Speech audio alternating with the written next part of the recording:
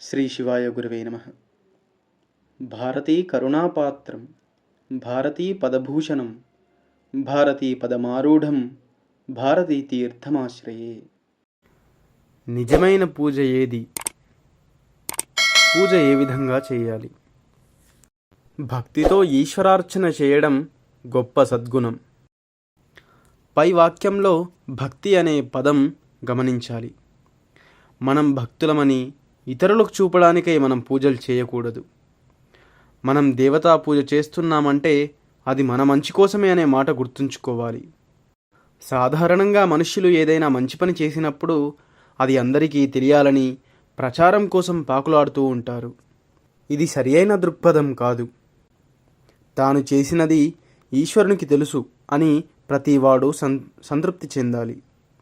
ప్రచారం కోసం పాకులాడకూడదు.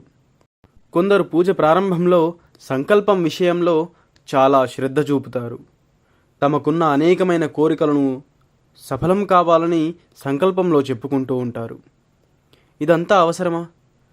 మనకు ఏమి కావాలో ఈశ్వరునికి తెలియదా? ఆయనకు అన్నీ తెలుసుననే విషయం మీద మనకు నమ్మకం లేదా? అయినా కూడా కొందరు దీనితో సంతృప్తి చెందక తమ కోరికలన్నీ ఏకరువు పెడుతూ ఇంకా కొన్ని పదాలు కలపమంటూ పురోహితుల్ని బాధపెడుతూ ఉంటారు.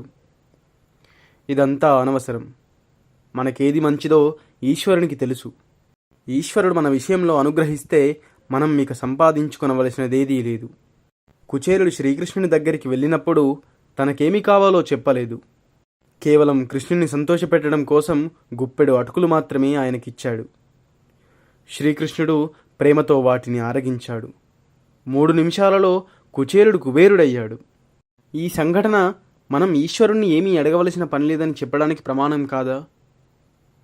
అందుచేత మనం ఏ మంచి పని చేసినా వాటిని ఈశ్వరుణ్ణి సంతోషపెట్టడం కోసం చెయ్యాలి, కానీ ప్రచారం కోసం చేయకూడదు.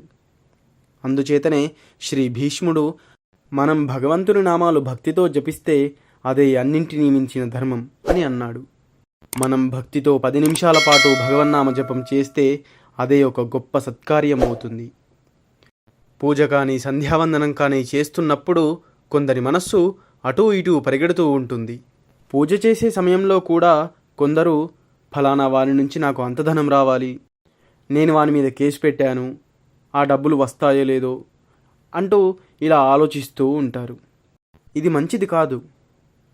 పూజ కోసం కూర్చున్నప్పుడు ఇతరమైన ఆలోచనలన్నీ దూరంగా ఉంచి మనస్సును ఆ కొద్దిసేపైనా ఈశ్వరుని మీదనే నిలపాలి. పూజ కోసం వినియోగించిన సమయం అల్పమైనా కూడా ఆ సమయాన్ని భక్తితో గడిపితే దానివల్ల గొప్ప పుణ్యం లభిస్తుంది. సర్వం శ్రీ గురుదేవ చరణారవిందార్పణమస్తు.